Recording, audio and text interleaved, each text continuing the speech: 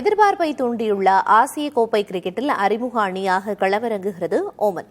குட்டி அணி என்றாலும் கெத்து ஏதேனும் காட்டுமா என காத்திருக்கின்றனர் அந்நாட்டு கிரிக்கெட் ரசிகர்கள். ஆசிய கோப்பை கிரிக்கெட்டில் இந்தியா, பாகிஸ்தான் இருக்கும் கடினமான ஏ பிரிவில் இருக்கிறது ஓமன்.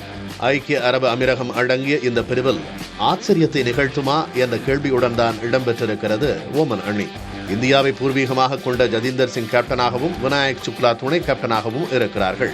மத்திய வரிசையில் பேட்டர் ஹம்மாத் மிர்சாவும், ஆஷிஷ் ஒடேடரா, ஆமிர் கலீம், முகமது நதீம், சுப்யான் முகமது, கரண் சோனோவாலே ஆகிய ஆல்ரவுண்டர்களும் வலு சேர்க்கின்றனர். ஹஸ்னைன் அலி, ஃபைசல் ஷா, முகமது இம்ரான், ஷக்கீல் அகமது, சமை ஸ்ரீவத்சபா ஆகிய பந்து வீச்சாளர்களும் அந்த அணியில் உள்ளனர்.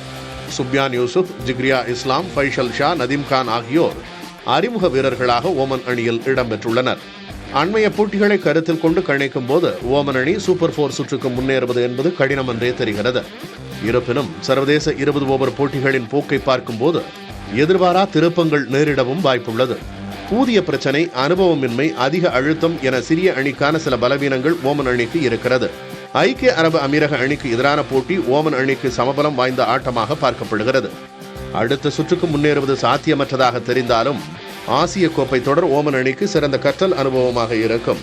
இதையும் தாண்டி ஏதேனும் செய்தால் அது ஓமன் கிரிக்கெட்டில் புதிய வரலாறாக அமையும்.